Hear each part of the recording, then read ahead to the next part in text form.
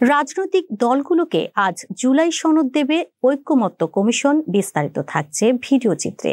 রাষ্ট্রের বিভিন্ন ক্ষেত্রে সংস্কারের লক্ষ্যে গঠিত বহুল আলোচিত জুলাই জাতীয় সনদের চূড়ান্ত অনুলিপি আজ মঙ্গলবার রাজনৈতিক দলগুলোর কাছে পাঠাচ্ছে জাতীয় ঐকমত্য কমিশন। তবে সনদে সংস্কার প্রস্তাব বাস্তবায়নের উপায় নিয়ে কোনো সুপারিশ থাকছে না। পরে অন্তর্বর্তী সরকার ও দলগুলোর কাছে এ সংক্রান্ত সুপারিশ দেবে কমিশন। আগামী শুক্রবার 17 অক্টোবর এই সনদের স্বাক্ষর অনুষ্ঠান অনুষ্ঠিত হবে জাতীয় সংসদের দক্ষিণ প্লাজায়। ঐকমত্য কমিশন জানিয়েছে, প্রধান উপদেষ্টার উপস্থিতিতে 30টি রাজনৈতিক দল ও জোটের প্রতিনিধিরা সনদে স্বাক্ষর করবেন।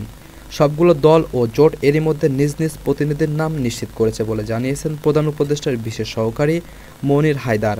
তিনি জানায়, জুলাই সনদে 3টি অংশ থাকবে: সংস্কার উদ্যোগের ঐতিহাসিক প্রেক্ষাপট সহ ভূমিকা, ঐকমত হওয়া সংস্কারগুলো প্রস্তাবের তালিকা এবং একটি অঙ্গীকারনামা। অঙ্গীকারনামার 30টি কপি দলগুলোর প্রতিনিধিদের স্বাক্ষরের জন্য উপস্থাপন করা হবে।